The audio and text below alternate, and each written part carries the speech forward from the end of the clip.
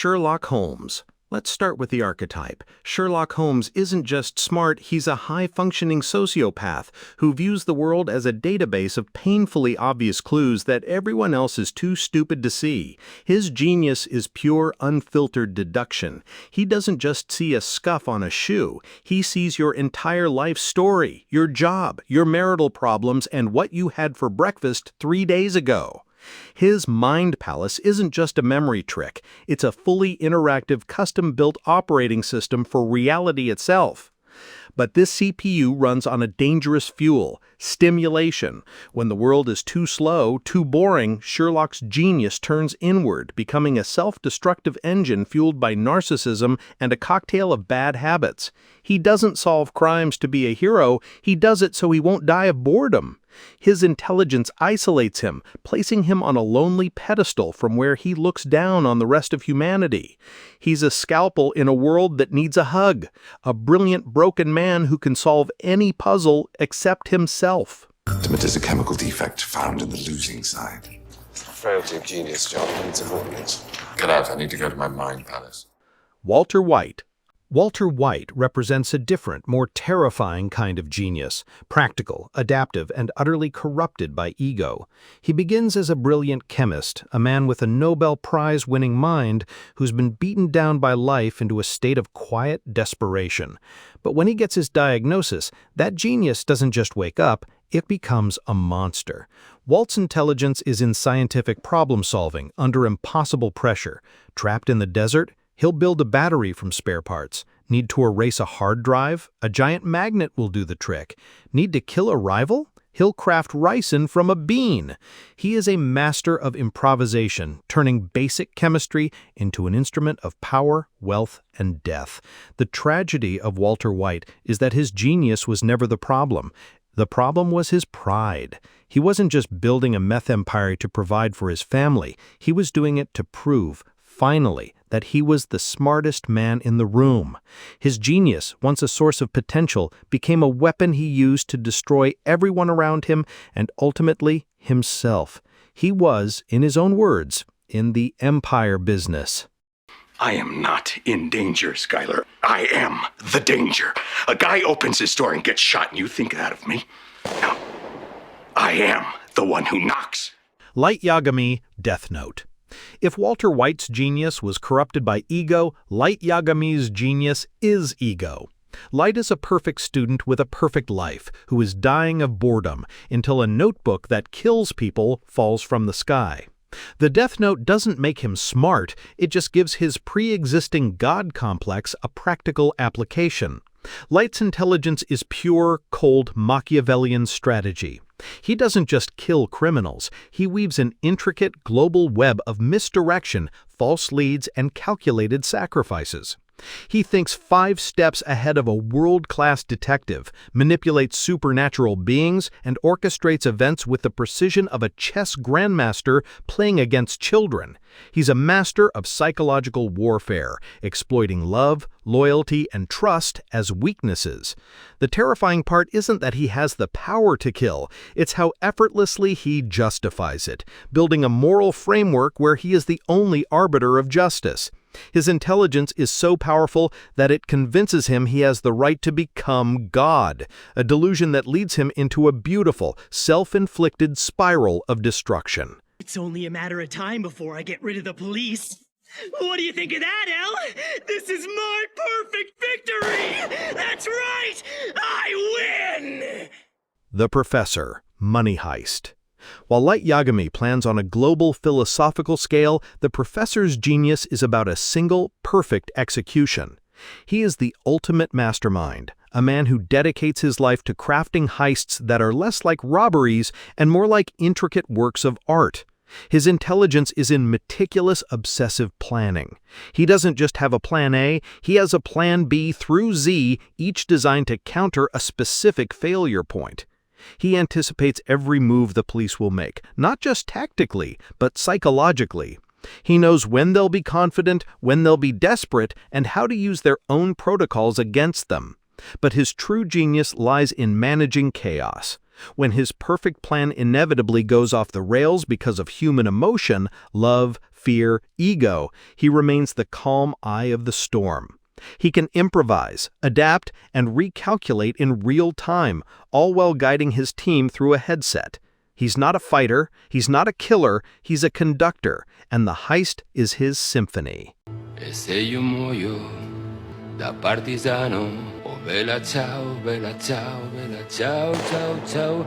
Ese io muoio da partigiano. Michael Scofield's Prison Break. Michael Scofield's genius isn't theoretical, it's tactical, physical, and tattooed all over his body. He is a structural engineer whose entire intellect is weaponized for a single impossible purpose: breaking his innocent brother out of a maximum security prison from the inside. His intelligence is a fusion of meticulous planning, brilliant engineering, and an almost insane level of foresight. He doesn't just have a plan, he becomes the plan. He spent months turning the prison's blueprints into a cryptic, artistic masterpiece on his skin. Every tattoo, every symbol, every line is a piece of the puzzle. A screw needed for a specific door, the chemical formula for a corrosive agent, or the exact frequency to disrupt a microphone. He thinks like a machine, seeing the prison not as a building, but as a system of weaknesses to be exploited. He understands guard rotations, inmate psychology, and the very physics of the walls around him.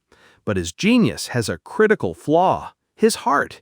His compassion for others constantly threatens to derail his perfect clockwork plan, forcing him to improvise in situations where a single mistake means death. He is a walking, talking schematic for rebellion, a man who turned his own body into the key to freedom. We spend so much of our lives not saying the things we want to say, the things we should say. We speak in code and we send a little message. Petyr Baelish, Game of Thrones. Not all genius is about books or science. Some is about people. Petyr Baelish, or Littlefinger, is a master of social and political intelligence.